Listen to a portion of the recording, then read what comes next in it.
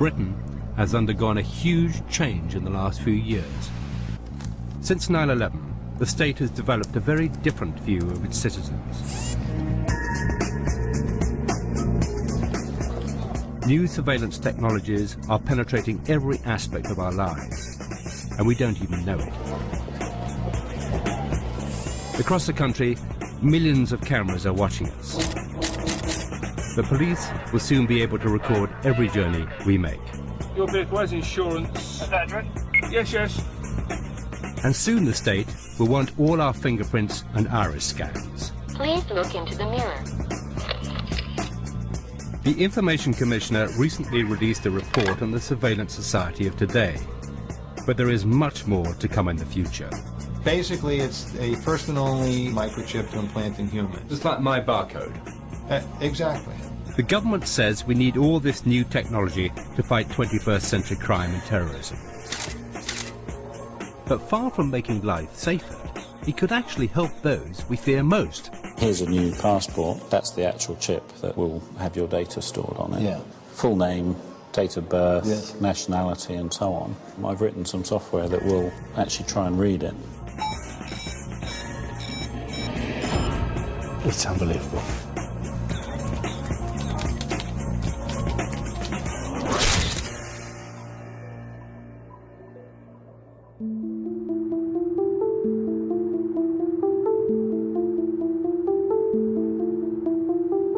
The state now has powers to probe and pry into our lives that the dictatorships of the past couldn't have dreamt of. A profound change is taking place, and we should all be worried that we are sleepwalking into a society where 24-hour surveillance of everyone is the norm. I recently accepted an offer to engage in an email correspondence about surveillance and civil liberties with Tony Blair, which was published in the Observer newspaper.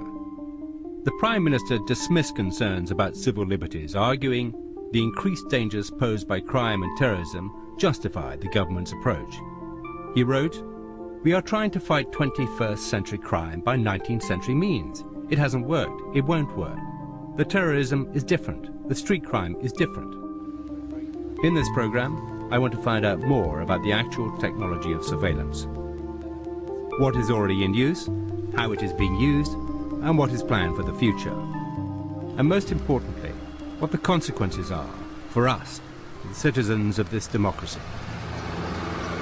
And this is where it starts. This is one of 4 million CCTV cameras in Britain. That's more than anywhere else in Europe. In the last 15 years, Britain has become the CCTV capital of the world. There's no doubt that cameras can deal with some crime effectively. For instance, they've significantly reduced crime in car parks, which is one of the reasons the current government spent £170 million on CCTV when it came to power. Today, they are everywhere.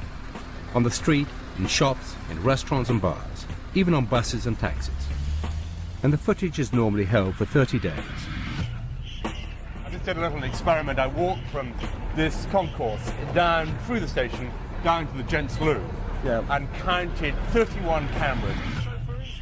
Professor Clive Norris estimates that people in London are filmed an average of 300 times a day. What we've moved away from is this idea, in a sense, that you should only target those that you have reasonable suspicion of, and we've moved to a point where we're saying everybody is suspicious and we have a right to target everybody. It's a fundamental change in our society when everyone becomes a suspect, doesn't it? I think this is the major drift in the last 15 years. When we talk about the move to the risk society, what it actually means is we are all a risk, therefore we must all be monitored. Not just monitored, but judged. London Underground has recently been testing out some remarkable new software created by a British company called Ipsotech, which will analyze CCTV footage. Using a pre-programmed profile, the software will decide if what the camera is seeing is normal or abnormal.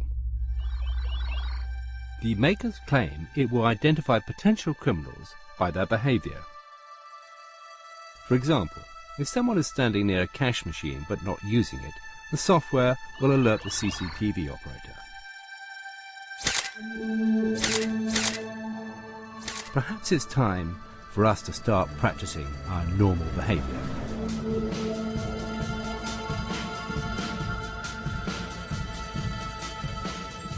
In response to the increase in surveillance, the government has introduced laws intended to give us greater access to our personal data, including CCTV footage. Heather Brooke is a journalist specialising in data protection law and the Freedom of Information Act. She believes that in practice these laws are failing to deliver what they promise. It's a one-way system where they're demanding all this information from us, and yet on the other hand they're not giving it back. But what would, I mean, you know, I would say this to people, and I've often written this sort of thing, and people tend to say, but what can I do? This is the way life is, this is the way technology is, and there's nothing I can do, I can't protest. What can they do? I guess the simplest thing they could do is use their right to ask for the footage. Yeah. And how do they do that, actually? What they do is they make a request, it's called a subject access request, Yes. and you use the Data Protection Act. Yes. And you ask the authority who owns the camera for the footage of you. Yes.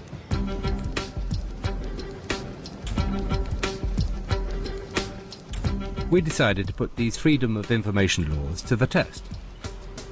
There are hundreds of cameras around the Houses of Parliament and Ministry of Defence.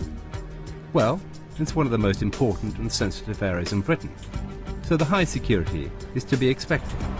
Was it actually for? This is Channel 4. Channel 4, was it a documentary or? Yes, Okay, yeah. That's all I wanted to know, thank you. All right, thank you. Then I stood outside a bank for a few minutes being watched. I can understand the reasons for them needing security as well. Just around the corner is a football association. Even they have cameras that film anyone who passes. It's difficult to imagine why they feel they need cameras anywhere but on the pitch. And what's happening to all this material? How long is it stored? How can it be used?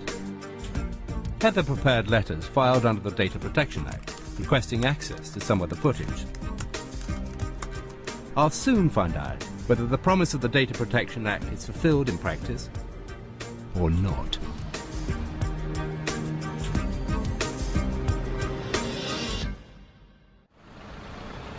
In the last few years, software has been available to allow computers to read car number plates.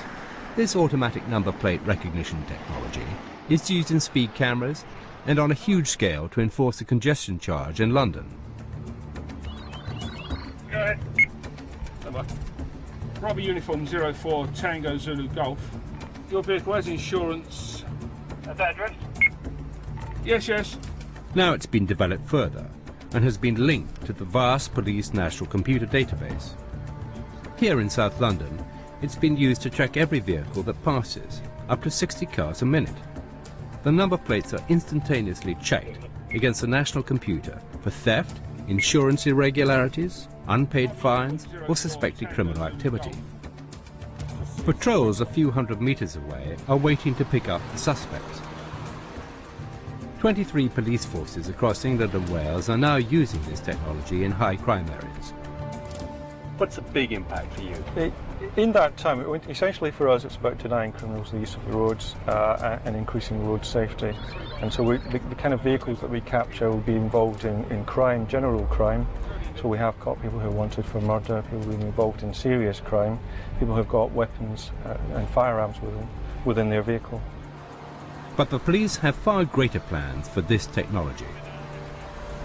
One of the troubling things about this new surveillance society of ours is something known as function creep. A piece of technology is brought in for one reason, but then used for far more. London's congestion charge system has 700 cameras which use number plate recognition. It is designed to charge people who drive into the centre of town during peak times. But, in an example of function creep, the police want to link these existing cameras with the police national computer. And it isn't just London. A reported 3,000 cameras are currently being installed in a nationwide rollout of number plate recognition systems. And they won't just be monitoring criminals. The system will log the time, date and location of every car which passes its cameras. a national computer centre will scan up to 35 million number plates every day and keep the information for 2 years. And the police want to extend that to 5.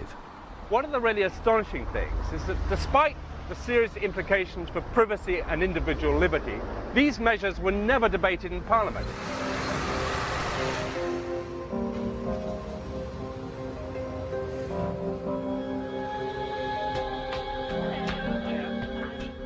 We were waiting for a response to our request for CCTV footage. But I also want to know more about the cameras used in London for the congestion charge. I've got 2 more requests that should be coming through at the end of this week. The one about the congestion charge cameras. I'm very interested in that. Yeah, These are the cameras which, when the congestion charge is not in operation, they're still filming and collecting your number plate. Why are they doing that? I have no idea. I've asked them for the hours of operation, and then I've asked if these are operating out of the congestion charge time period, why? What's the policy on why they're running? And what's done with that data as well? Yeah. What's the purpose of collecting that data? So we're checked on the roads and watched on the streets.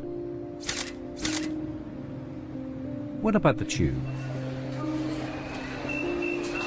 Transport for London has been very active in promoting Oyster cards. And why not? They're convenient, easy to use, and if you have one, you get a 50% discount. Or is it the case that you get penalised if you don't have one? You may not know this, but having an Oyster card gives London Transport a complete record of every single journey you make. Every trip you've taken in the last 8 weeks has been recorded in a database. The time, the start and finish points, all linked directly to your name and address. So now, there can be a record of your movements as you walk, drive, and travel on the tube.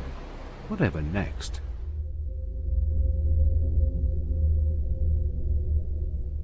Please look into the mirror. Please move back a little. From 2009, we will need to have our biometric data recorded if we want one of the Prime Minister's ID cards. He says they will be key in fighting everything from terrorism to illegal immigration. Please look into the mirror. Please look into the mirror. The government is planning to spend at least £5.4 billion on the most comprehensive database of personal information ever created by a government, the National Identity Register.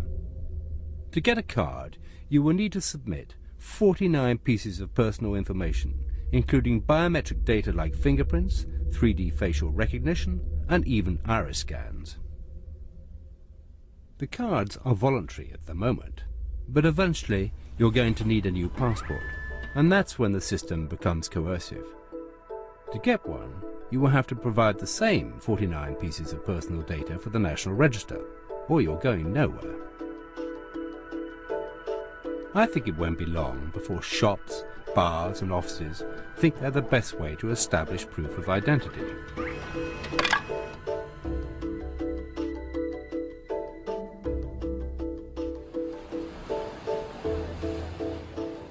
I don't mind identifying myself with a passport or a driving license or a simple plastic identifier like this.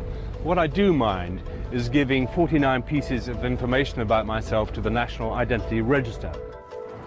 And this database isn't passive. Every time your card is swiped on the terminal linked to the NIR, it will register the details of where it was used. In effect, the database will start tracking your life.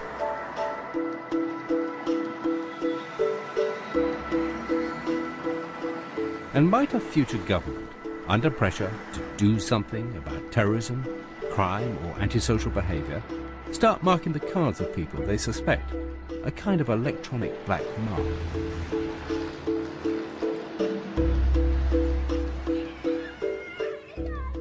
But the government is not stopping with every adult in the United Kingdom. At a cost of over £200 million, it intends to create a database containing the personal details of Britain's 11 million children. Up to 400,000 public sector workers will be able to access personal information about your child. The government claims it will keep our children safe and secure. How is it then that top politicians and celebrities will be allowed to keep their children's names off the database? for security reasons.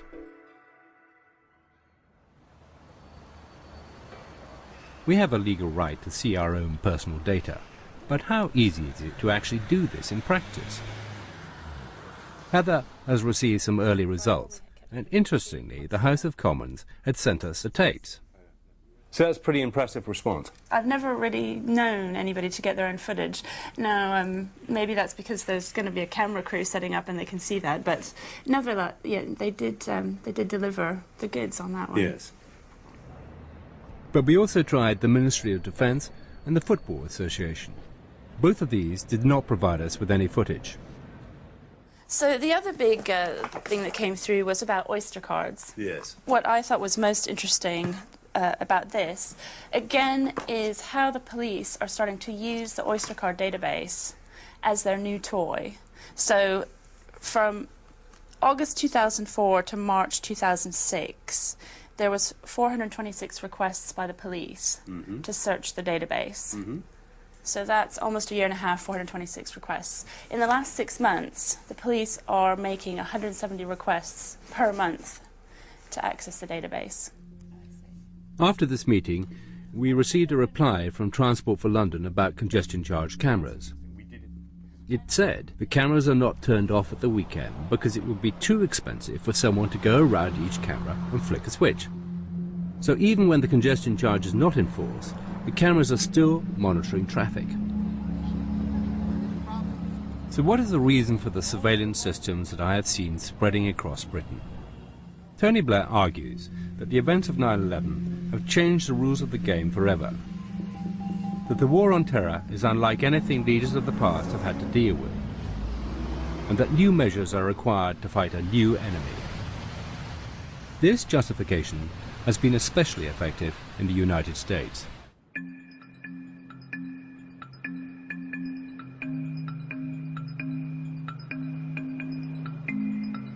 Five years on from 9/11, I decided to return to America to look at what surveillance technologies are being used there, and which ones are coming to the UK. The amazing thing about the American response to the 9/11 was the astonishing staunchness of the New Yorkers particularly, which is where I was. Everyone seeming to know what to do without being told. And then, of course, much later on, and to my mind it was 10 days, 2 weeks, the shock of what had happened, the shock of this first attack on American soil since Pearl Harbor began to sink in.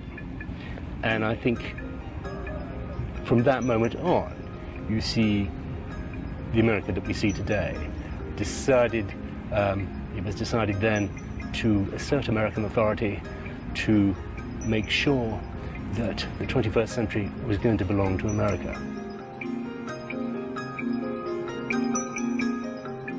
In the months after 9/11, when the world was still in shock, significant pieces of anti-terror legislation were passed quickly. They included the Patriot Act, which has dramatically increased the state's powers of mass surveillance.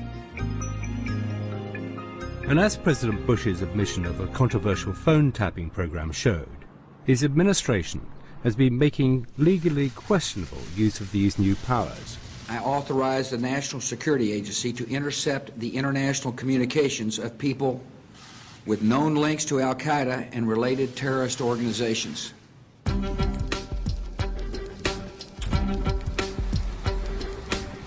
But by May 2006, it emerged that not only was the American government listening to international calls, it was also monitoring the domestic phone records of millions of innocent Americans. One of the astonishing parts of this case is the sheer numbers involved. Since 9/11, the National Security Agency has been analyzing without consent the telephone calls of nearly 300 million Americans. That's estimated to be 1.9 trillion calls.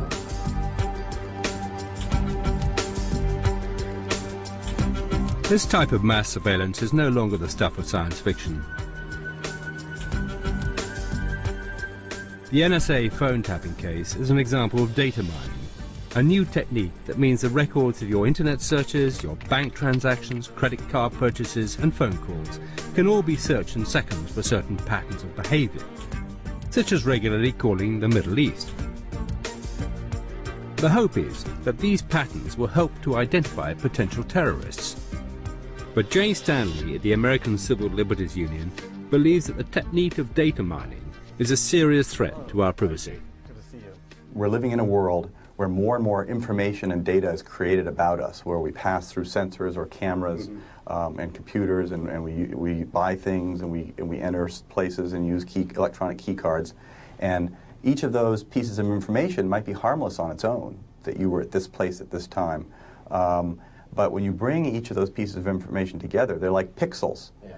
You could form a very high-resolution image of somebody's life to a degree that really is quite spooky. And I think that most people, if they knew the extent of the possibilities in this area, would be quite alarmed. And it's very difficult to persuade people of the deep and lasting change it's going to bring to their lives. And that's what you do. And how do you do it? People say, I've never done anything wrong. And my answer to that is, are you sure? There are a lot of laws on the books, a lot of complicated laws in the books, a lot of laws where the prosecutors and the police have a lot of discretion to interpret the laws, and if they decide that you are their enemy, you are public enemy number one, and they have the ability to go through your life with a fine-tooth comb because your privacy has been destroyed, they will find something. Chances are pretty good.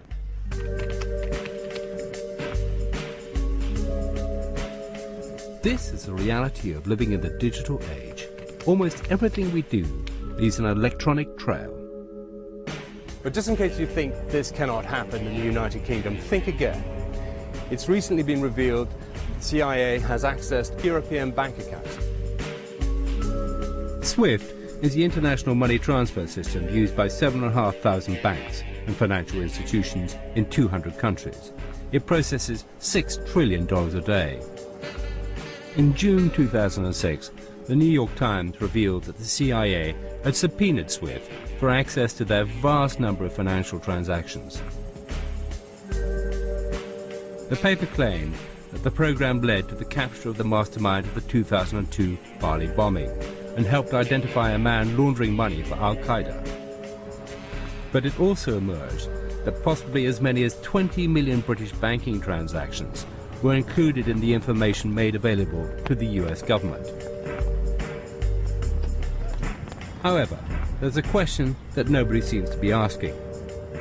Does the success rate of these mass surveillance programs justify their existence?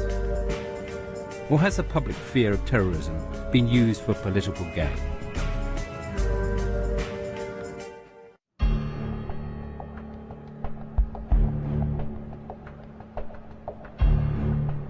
Since 9/11, the Bush administration has brought in blanket surveillance programs.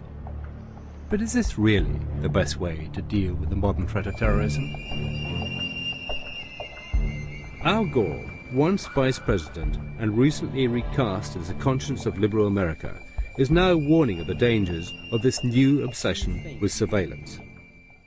The Bush-Cheney administration chose to use the war against terror as a basis for both political argument in a partisan context and for an assault on the individual rights, including the right to privacy, including the right to be free of government eavesdropping.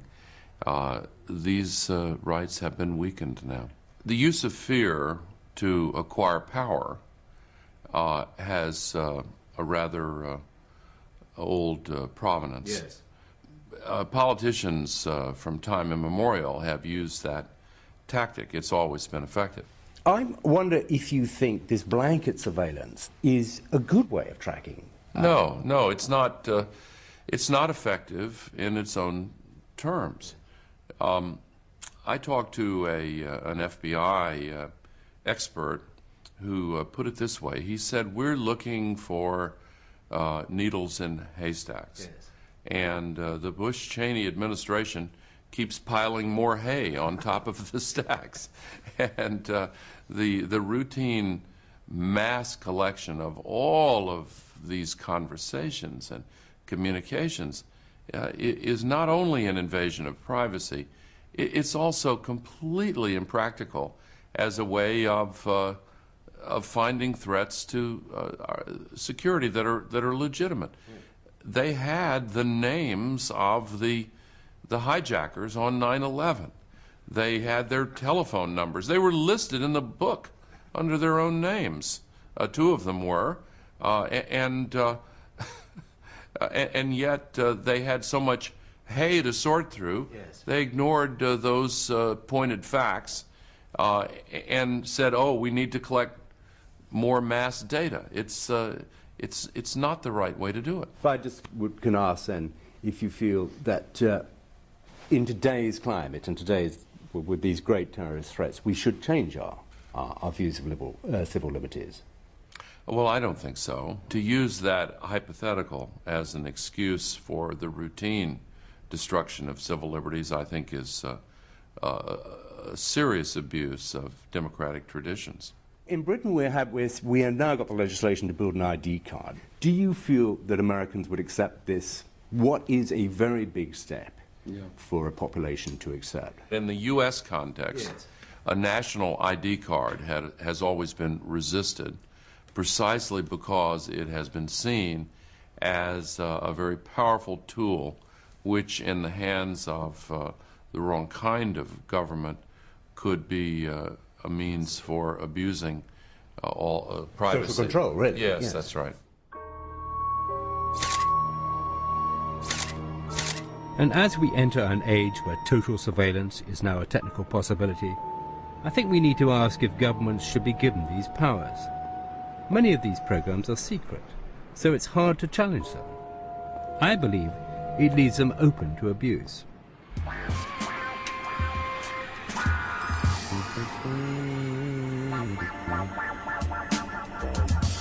And I can already see it happening at America's airports. After 9/11, flying to and in America has become a civil liberties disaster area. In response to the attacks, the US government has compiled so-called no-fly lists, which are supposed to be made up of people with known terrorist associations. There are over 100,000 names on them, and if your name matches, you will either be prevented from flying or made to go through extra security. The US government claims to be using these powers to make it hard for terrorists to operate. But there's growing evidence that it's also making it hard for anyone who dares to question its policies.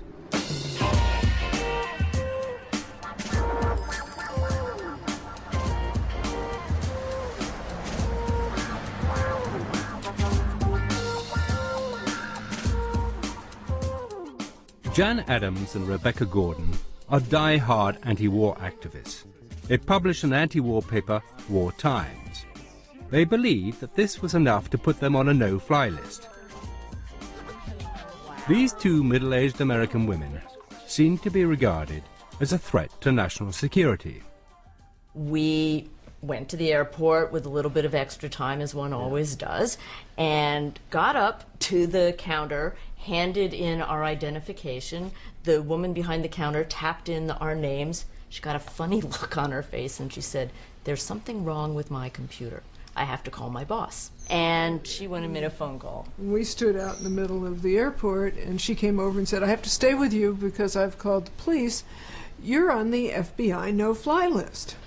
And she said, "I can't imagine why this would be happening to you." And we looked at each other and we thought about the 1,000 copies of War Times that we had in our suitcases. And we said, maybe. We said, well, it might have to do with the fact that we publish an anti-war newspaper. And she said, oh, and her eyes got really big. So then the police came. 3 uniformed, armed members of the San Francisco police. And they stood around, basically surrounded us and our luggage in the middle of the airport and called in, radioed in our names to headquarters. And they said, we have to see if you're on the master list. Master list? Okay. Well, about 20 minutes later. It took about 20 minutes, and they came back, "You're not on the master list. So we're going to have to search you," and they marked up our boarding pass. With a big red S. With a big red S, and we had special search for the luggage, and it got run through the bomb stuff. At the time, the list was secret, but it was recently leaked to the media and contained a number of very bizarre names. Even Senator Edward Kennedy has found himself being stopped at airports. As political activists, Jan and Rebecca, along with the American Civil Liberties Union, took the government to court. You know, in the end what happened was the judge did award court costs to the American Civil Liberties Union. And so you had a victory of sorts. We had a victory. We had a victory of some nature. Yeah, Yes. I mean, they didn't make the ACLU bear the cost of the case. Was there any apology made to you? Oh, no. No, I don't think that this administration is They don't sorry. apologize. They don't apologize for anything. They're certainly not going to apologize to us.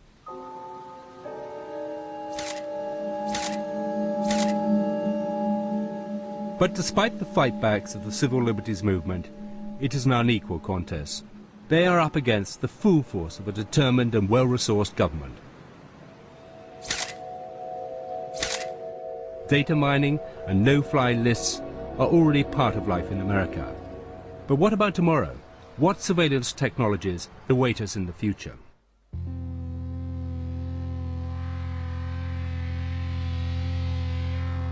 Supermarkets like this one in San Francisco are home to a new breed of 21st century tracking device.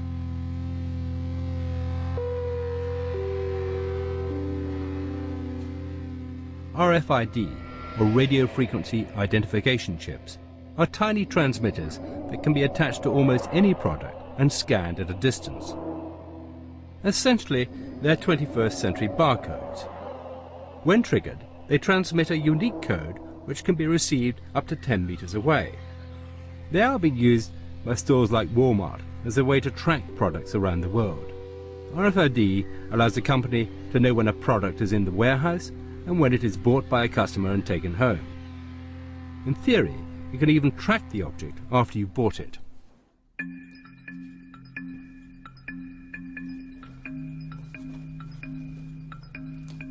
But yet again, I can see these seemingly harmless technologies that are supposed to make life more efficient becoming subject to the laws of function creep. An American company called Verichip has taken this same RFID technology and is implanting the chip in humans. Technology that was brought in to track your Gillette razor can now be used to track and identify humans, and that's about to include me. So just tell me about this microchip you're going to inject into my arm. Yes, it's a first and only FDA-approved microchip to implant in humans. Yes. It uses RFID, radio frequency identification technology. Yeah. But the real purpose of this is it's a link to your personal and medical information on a secure website. So in a case of an emergency, if you were confused, comatose, or otherwise unable to communicate and presented to an emergency room, they would be able to scan you and pick up a unique 16-digit number, which is the only thing that's on this microchip, yes, and be able through that to access your medical record. And what's the red bit? The red is actually the antenna. Yeah. Huh? And if you look right back here, there's a very small microchip, and that's actually has the 16-digit number. If you ever decided to have it removed, it can be removed. It's a simple procedure to remove it. It's like my barcode. Exactly. Yeah. So if you're ready, I'm ready. Just relax your does this arm hurt? like this. It should not hurt at all. Okay, just relax. Mm-hmm.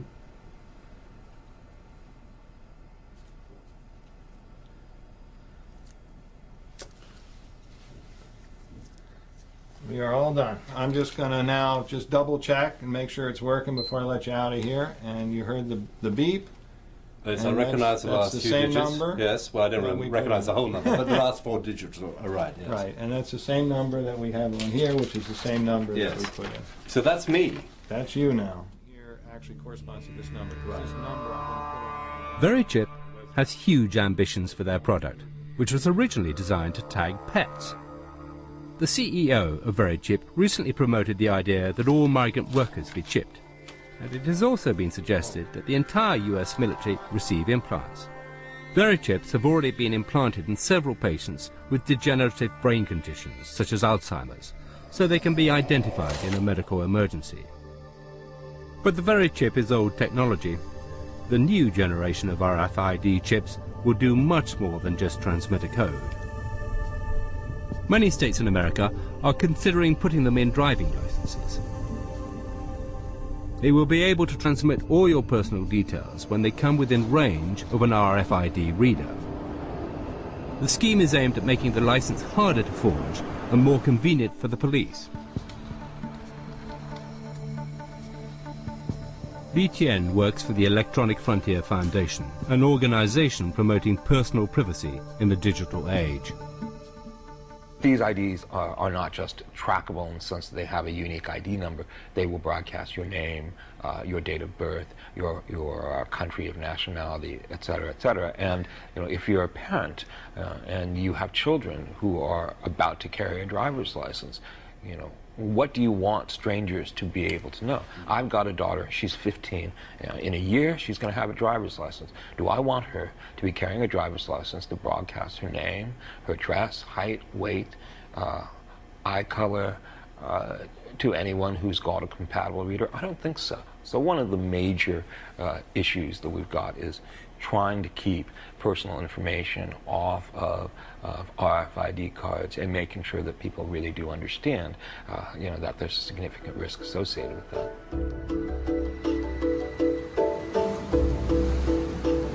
People's faith in this one tiny piece of technology, the RFID chip, is amazing. And it's not just being used here in America. The application of RFID is expanding rapidly, and it is already being used in the United Kingdom. All new British passports are already being issued with RFID chips. The forthcoming ID card will also contain similar technology. But are the technologies themselves secure? Back home, I'm due for an encounter with someone who is convinced he can prove they are anything but.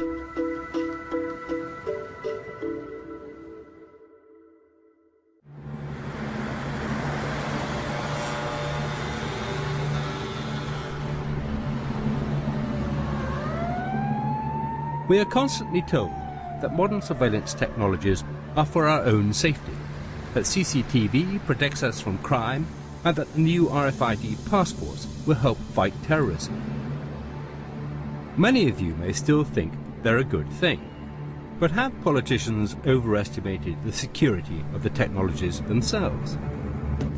It's something we were about to put to the test. While I have been filming this program, I know I have been watched.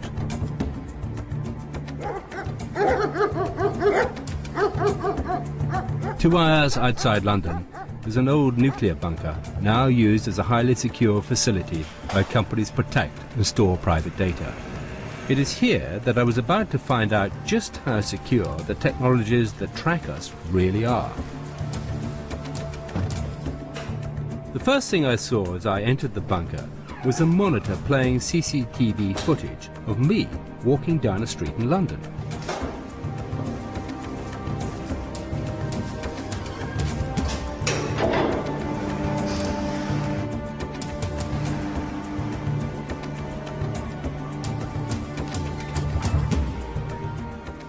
And deeper inside the complex, loudspeakers started playing a recording of my voice.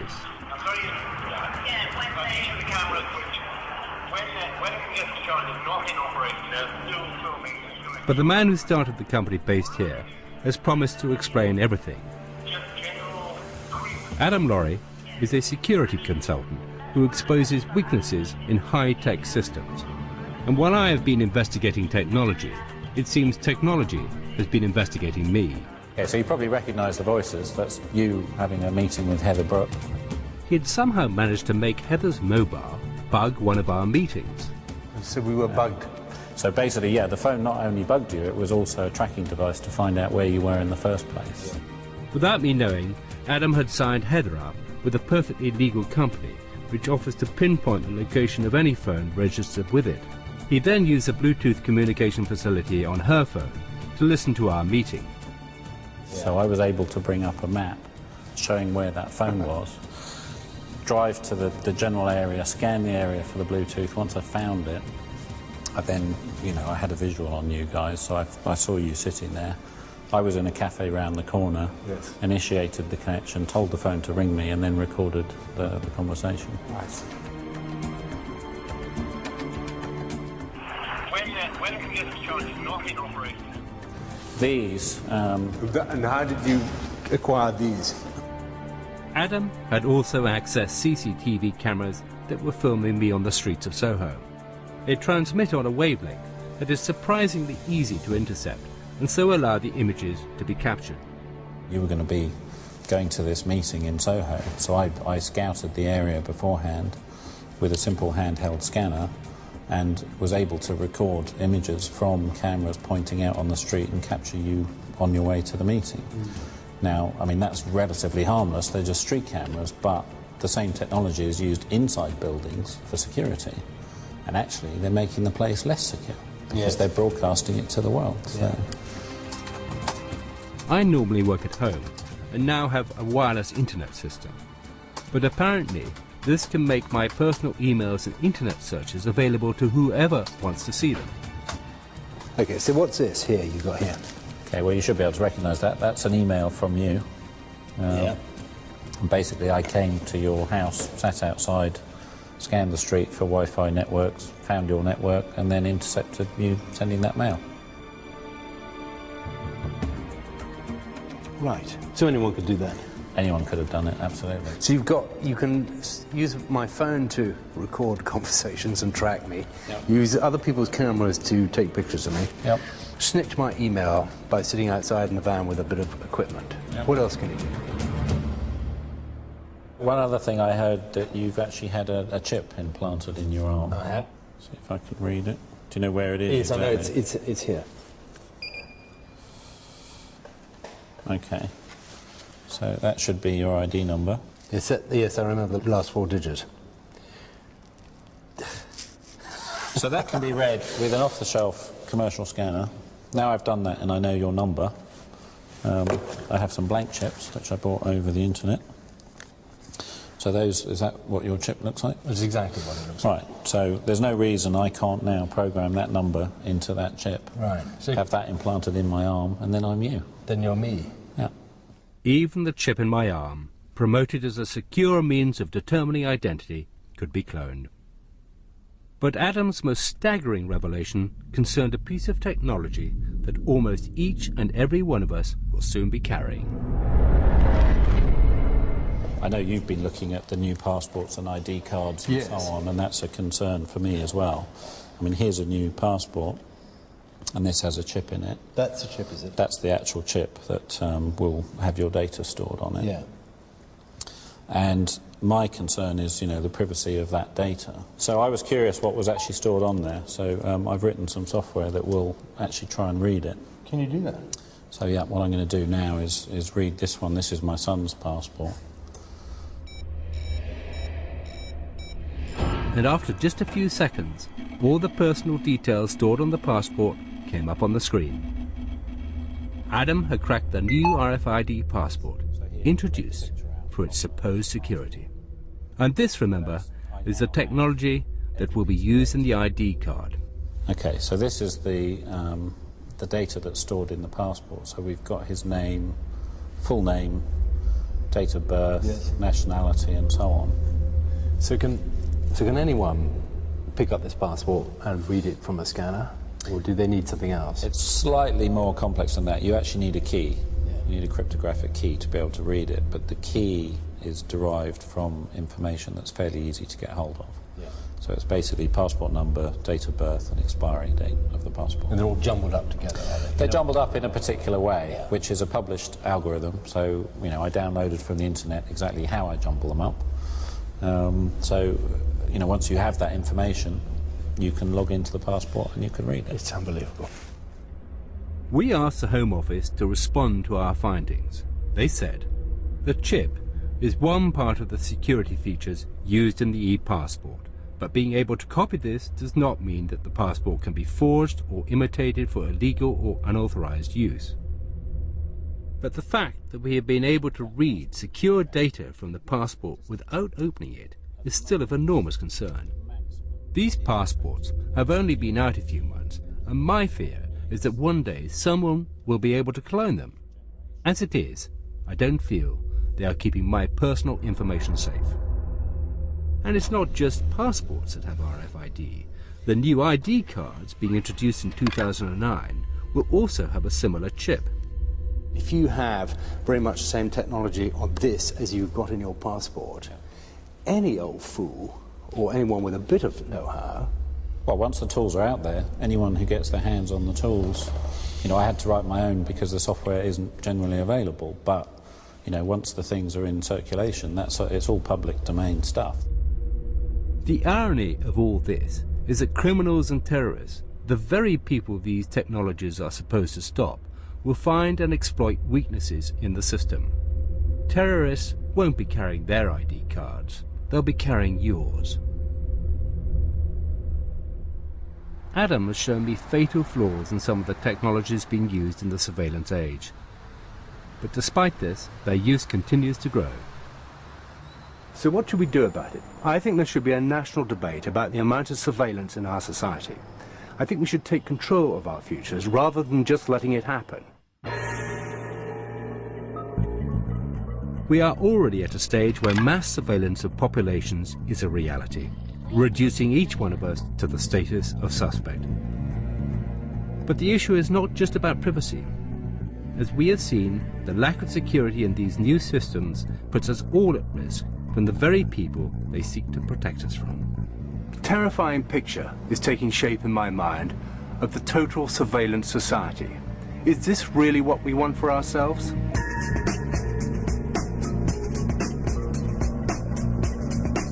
Henry Porter's back talking more about civil liberties as one of the guests on The Last Word, which for this week is hosted by Clive Anderson from 11:05. But next, Rory Bremner delivers a sobering satirical view of what happened post-invasion and what didn't, beneath Iraq and a hard place.